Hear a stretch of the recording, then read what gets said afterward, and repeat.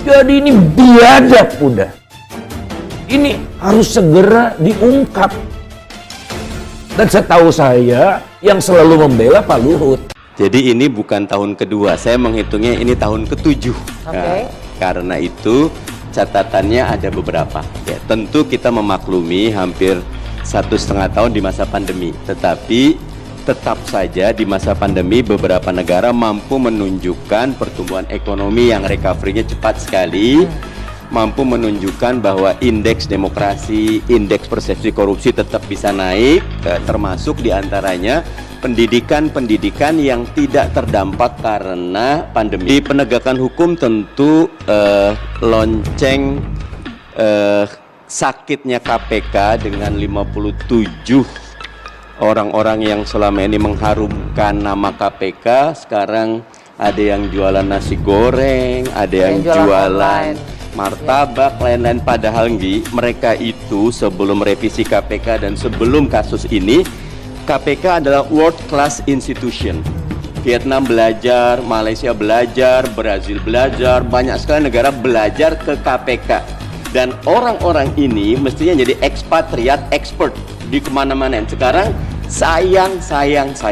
Padahal cuma tes wawasan kebangsaan. Saya katakan cuma karena action speak louder than word, ya. Masa 2 jam bisa menentukan puluhan tahun, itu satu catatan besar.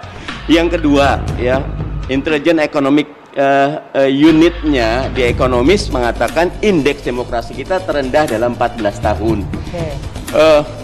Tadinya saya udah agak berharap revisi undang-undang ITE jalan, tetapi ini pasal karetnya tetap digunakan untuk membungkam.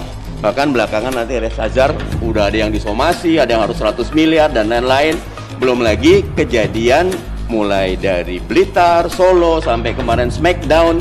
Buat saya ini catatan besar. Benar kalau dikatakan hubungannya dengan Pak Jokowi apa? Bagaimanapun kepolisian tetap di bawah presiden. Bagaimanapun orkestrasi negeri ini ada di tangan seorang Pak Jokowi. Teman-teman dari Aliansi BMSI Kerakyatan menilai bahwasanya apa yang kemudian terjadi pada hari ini adalah di periode keduanya gitu. So di periode pertama juga kabinetnya isinya beda, dan atas apa yang kemudian dilakukan oleh pemerintahan Presiden Joko Widodo dan Wakil Presiden Ma'ruf Amin, ini kan juga tergantung kepada kabinetnya juga kan. Nah kalau kita tuh ada 10 tuntutan, Mas. Ya. Nah, yang pertama dimulai dari jaminan kebebasan akademik, biaya pendidikan yang berkeadilan, pendidikan aman dari kekerasan seksual, serta tegakkan marwah akademik. Kemudian yang kedua, percepat pemulihan ekonomi dengan prioritas komitmen kesejahteraan rakyat. Yang ketiga, cabut revisi Undang-Undang KPK, Undang-Undang Minerba, Undang-Undang Cipta Kerja, dan segala aturan turunannya. Yang keempat, revisi pasal-pasal bermasalah UU ITE yang mengancam kebebasan berpendapat dan berekspresi. Yang kelima, tuntaskan pelanggaran berat HAM, berkomitmen melindungi dan menghormati hak asasi manusia. Yang keempat, hentikan segala bentuk pembungkaman demokrasi dan jamin kebebasan sipil. Yang ketujuh, penuhi hak-hak tenaga kesehatan dan tuntaskan penanganan pandemi serta permasalahan kesehatan lainnya. Yang kedelapan, hentikan segala bentuk proyek strategis nasional yang bermasalah. Yang ke-9, deklarasikan darurat iklim dan wujudkan reforma agraria sejati. Yang ke-10, evaluasi total Kabinet Indonesia Maju. Demonstrasi mahasiswa yang tergabung dalam Badan Eksekutif Mahasiswa, BEM, se-Indonesia menyampaikan 12 tuntutan kepada Presiden Jokowi di kawasan Patung Kuda, Jalan Merdeka Selatan, Jakarta Pusat, Kamis, tanggal 21 Oktober tahun 2021. Bertepatan dengan tanggal 20 Oktober tahun 2021, 7 tahun sudah Jokowi memimpin pemerintahan negeri ini. Namun, banyak janji-janji kampanye yang harus dipenuhi, kata Koordinator Pusat Aliansi BEM Sikaharudin di kawasan Silang Monas, Jakarta Pusat.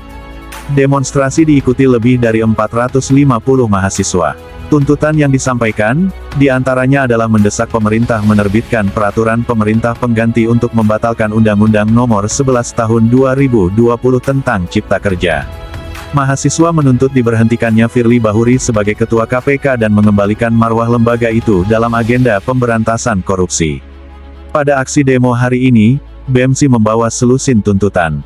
Berikut ini 12 tuntutan BEM seluruh Indonesia. 1. Menuntut dan mendesak pemerintah untuk mengeluarkan peraturan pemerintah pengganti Undang-Undang, Perpu, untuk membatalkan UU No. 11/2020 tentang Cipta Kerja.